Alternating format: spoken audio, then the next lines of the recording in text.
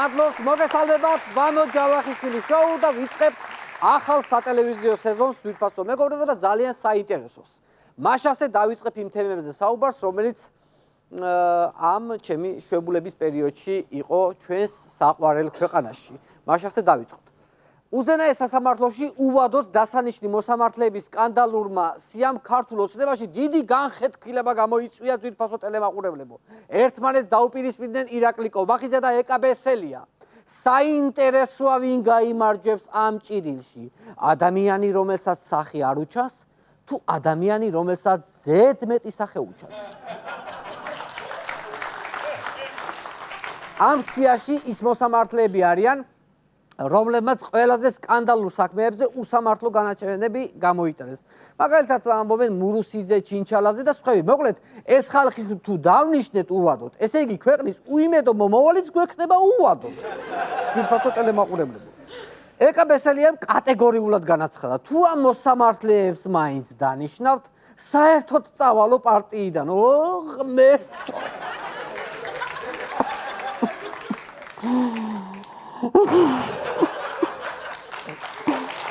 ბოდიში ვქვითინებ. გაწიეთ კამერა. ნუ მიღებთ. არ ვიცი, მე ამის რანაირად შეიძლება გადავიტანო ეს ყველაფერი, მაგრამ მაინც აი ეს ჩემი ქვითინი რო არ გადაგეღოთ, არ შეიძლებოდა. ამ კონფლიქტში ივანიშვილის სასწორი კობახიძისკენ გადაიხარა და ბესელია დატუქსა. მინდოდაო ეკა პარლამენტის თავმჯდომარის მოადგილედ დამენიშნაო, მაგრამ აღარ გავაკეთებ მე ამას. ხო უბრალოდ პარტიის თავმჯდომარემ და ვინ მეკითხებაო პარლამენტში ვინმეს დანიშნაო, მაგრამ მაინც არ გავაკეთებ ამას. ესე თქვა ამ ჭკვიანმა კაცმა. ბესელიამ არც აცია, არც აცხელა, მაგრამ მე მგონი უფრო აცხელა და ბიძინას მუქარითვე უპასუხა, მალე პრესკონფერენციას გაუმართავდა, ყველაფერს ნათელს მოფენო. სამწუხაროდ ამის შემდეგ მან ოცნებასა რაღაცა საერთო გამონახა და ამიტომ ნათლის მოფენა გაურკვეველი ვადით გადაიდო ძვირფასო ტელემაყურებელს. ალბათონოეთ, ახლა ერთადერთი ის დარჩენიათ, რომ მადლობა გადაუხადოთ სტრასბურგის სასამართლოს რუსთავიორის განაჩენისთვის და გადარჩენისთვის. რადგან თუ თქვენი სიმართლის დამტკიცება გინდათ, არ აქცდება ჩვენი ტელევიზიის ჭიშკარიში შემოსვლა. როც არ გინდოდეთ, თვითონ ორგანიზმი მოგთხოვთ მაგას. იმასაც მოხდეთ, რუსთავიორი შეგია, ხო იცის? მილეთ დაიკეთეთ გულზე. შეუულებრივად. დია. მოსამართლეების სიასთან დაკავშირებით ბესელიას მყარად უჭერს მხარს დეპუტატი გედი ფოფხაძეც. რომელიც უკიდურესი ზომების მიღებასაც კი აანონსებს. ნახოთ სტატიის სათაური, ძვირფასო მეგობრებო. თუ ეს სია დამტკიცდება, შეიძლება თავი ავიფეთქო. პარლამენტში ტროტილით მივიდე. შეკაიკაცო, ამ ძირითელია პარლამენტში ხარ და ხალხის გამო ერთხელ არ შემოგიჭერია კამარი და რაღა პირდაპირ შაჰიდის კამარს ეცი შეკაი ადამიანი. გირჩევთ ცოტა ფრთხილად იყოთ. თორე ხო იცით რომ თუ ბიძინას აწყობს ეგ მოსამართლეები, მაინც დაამტკიცებენ და რა იცი მე რა გელოდება ადამიანს. ეგრე არ არის ეკა. ეგრე არ არის გედი. ხო მართალს ვამბობ, კახი. უი, კახი წამომცდა ჯერ ადრეა ბოდიში. რაღაც ვიცი ხოლმე წამოსდომები ესეთი უცნაური. გილოცავთ მეგობრებო, ათონელის რეზიდენციაში გაიმართა პრეზიდენტისა და პრემიერ-მინისტრის პირველი არაფრის მომცემი შეხვედრა. ფოტოაპარატების ჩხაპუნი უფრო საინტერესო იყო, ვიდრე მათი საუბარი ძვირფასო ტელემაყურებელს. მოკლედ, ერთმანეთს შეხვდა ორი ბუმბერაზი პოლიტიკოსი. ერთ ტექსტი თუ არ დაუწერე, ისე ვერ ლაპარაკობს და მეორე რაც არ უნდა დაუწერო, მაინც თავისას ლაპარაკობს. აი ეს ორი ადამიანი ზურაბიშვილმა პრესკონფერენციას გამართლა, სადაც პრეზიდენტის ფონდზე ისაუბრა. ხო, აქვს თავისი ფონდი, რაღაცა დაუტოვეს. ნახოთ რა შეიძინა. ნიჭიერი ახალგაზრდა მუსიკოსის თვის შევისყიდეს კლარინეტი, რომელიც დარჩება სახელმწიფოს შედართ, რა თქვა, კლარინეტიო. მაგრამ არ გეგონოთ რომ შეეშალა, უბრალოდ კაბინეტი ქონდა ახალი ნათქვამი და ის გადმოყვა ჩვეულებრივად.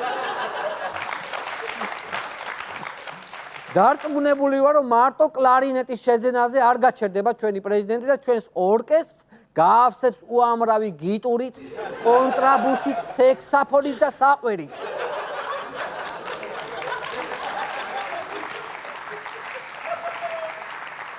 ივანიშვილი კვლავ დაუბრუნდა მარიხუანას კულტივაციის საკითხს და თავისი გუნდის წევრებს უსაყვედურა ეს საკითხიო პარლამენტი და როგორ გაიწვიეთო.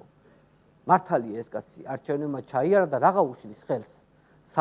საპატრიარქოსაც ხომ მხოლოდ იმიტომ არ მოსწონდა ეს კანონი რომ არჩევნებამდე იყო. ყოველ შემთხვევაში ბიძიდას ასე გონია. ანუ გამოდის რომ არჩევნების წინ კი გაიწვიეს ეს კანონი, მაგრამ არც ისე შორს არ გაუწევიათ რომ უკან არ შემოიწვიეს. აი ესეთი ჭკვიანი კაცია ადიკო ივანიშვილის ძმა. რა უცნაური ქვეყანა ვართ, ძვირფასო მეგობრებო. პრეზიდენტი კლარინეტს ყიდულობს, ივანიშვილი მარიხუანას მოშენებას აპირებს, ხოლო ხალხის ვალების გასტუმრებაზე აღარავინ ფიქრობს. მოკლედ, არ გინდოდათ ღვინო დუდუკი ქალები? ახლა გვაქვს პლანი, კლარინეტი და ვალები.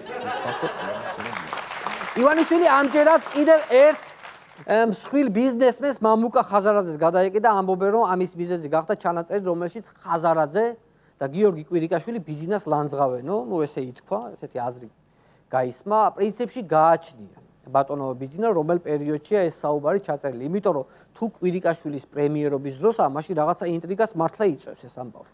ხოლო თუ პრემიერობის მერია ჩაწერილი, ხო, მაშინ გამოდის რომ მრევლი ხაზარაძე უბრალოდ აღსარებას აბარებდა მამა კვირიკას, რა მოხდა? ხო, რა მოხდა? რა ხდება, რანაირად? გამოქვეყნდა შოკის მომგვრელი სტატისტიკა, რომ ბოლო 1 წლის განმავლობაში ქვეყანაში კრიმინალი გაიზარდა 58%-ით. ანუ შეიძლება ითქვას, რომ საქართველოში კრიმინალი გულაობს ჩვეულებრივად, იგულაოს მერე. სადამდე იგულავებს, სადამდე მობეზრდება და გაჩერდება როგორც თქვენ მოისმინეთ მთავრობის ოფიციალური ვერსია ამ პრობლემის მოგვარებასთან დაკავშირებით.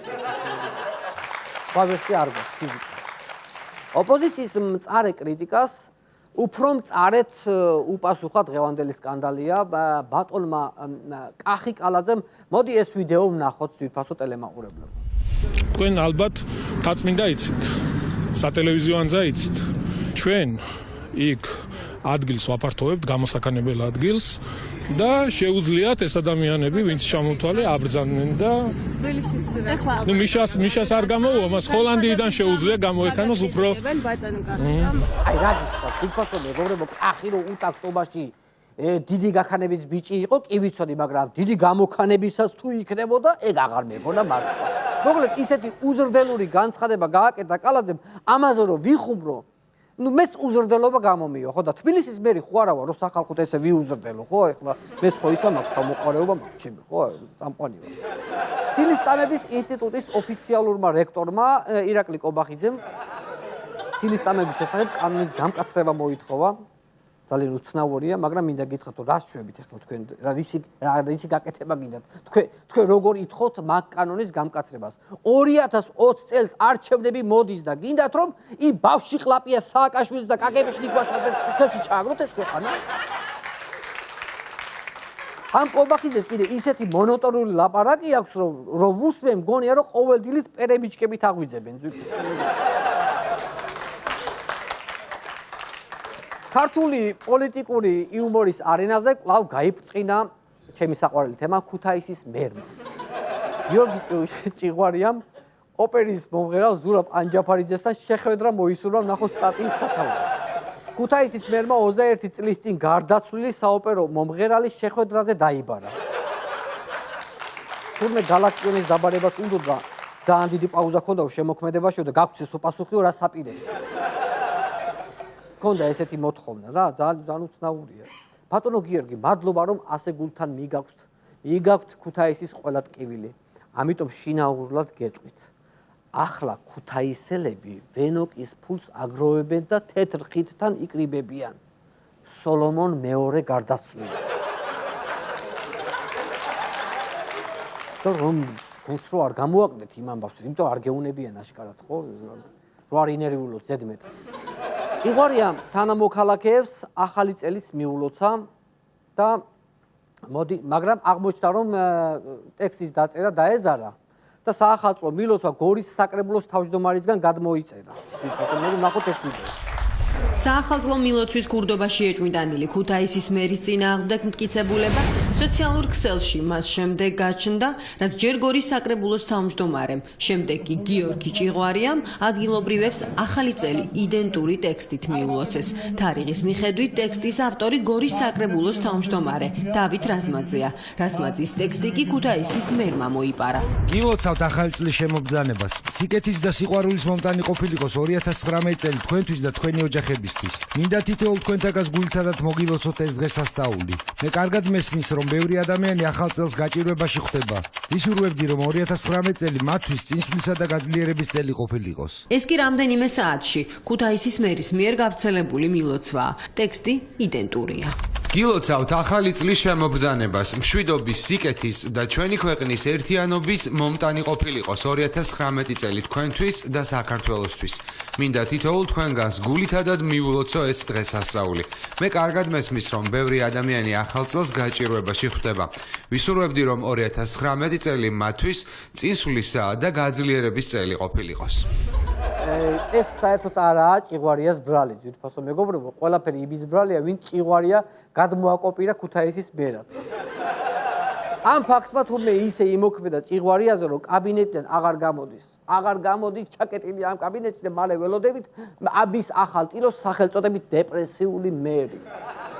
უკვე ამოქმედა დაგროვებითი პენსიის რეფორმა, ყველა დასაქმებულ ადამიანს ყოველი ხელფასიდან ჩამოეჭრება გარკვეული თანხა, რომელსაც სახელმწიფო პენსიაზე გასვლის შემდეგ გადაუნაწილებს. ანუ ახლა ჩამოგაჭრითო და მე უკვე ბევრს აიღებთო მომავალშიო.